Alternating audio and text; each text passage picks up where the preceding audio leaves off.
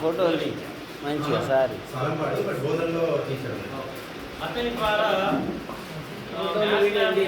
చెప్తావు మీ పాఠశాల ఎందుకు ఏర్పాటు చేయొద్దని నాకు అతను అంటే లేదు సార్ గవర్నమెంట్ స్కూల్లో డబ్బులు కావాలి రూమ్స్ కావాలంటే నీకు ఎందుకు నేను డబ్బులు ఇప్పిస్తాను నువ్వు ఏర్పాటు చేయంటే సరే సార్ అన్నారు.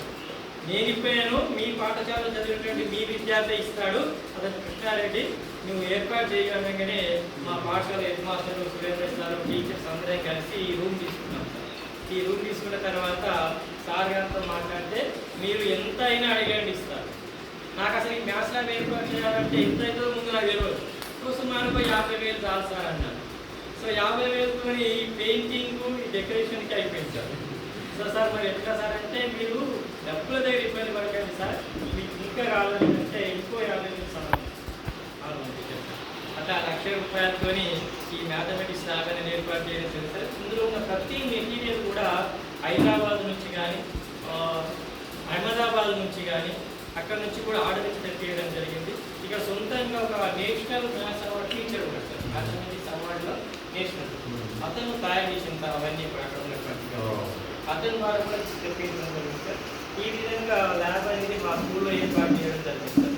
ఈ ల్యాబ్ మా స్కూల్ పిల్లలకు మాకే సొంతం కాకుండా జిల్లా వ్యాప్తంగా అందరి పిల్లలకు ఉపయోగపడే విధంగా దీన్ని డిఓ గారి అనుమతితోని అందరి టీచర్లకు దీనిపైన ట్రైనింగ్ కూడా ఇవ్వడం జరిగింది. ఆ టీచర్లందరూ ఇక్కడికి వచ్చి వాళ్ళకి దీని గురించి ఎక్స్ప్లెయిన్ చేసి వాళ్ళ స్కూల్లో ఏర్పాటు చేసే విధంగా ట్రైనింగ్ కూడా ఇవ్వడం జరిగింది. అంతేకాకుండా పిల్లలకు కూడా నియరెస్ట్ ఎడపల్లి మండలంలో ఉన్న పిల్లలందరినీ కూడా ఇక్కడికి తీసుకొచ్చి వాళ్ళకు కూడా ప్రతి దానిపైన అవగాహన కల్పించడం జరిగింది.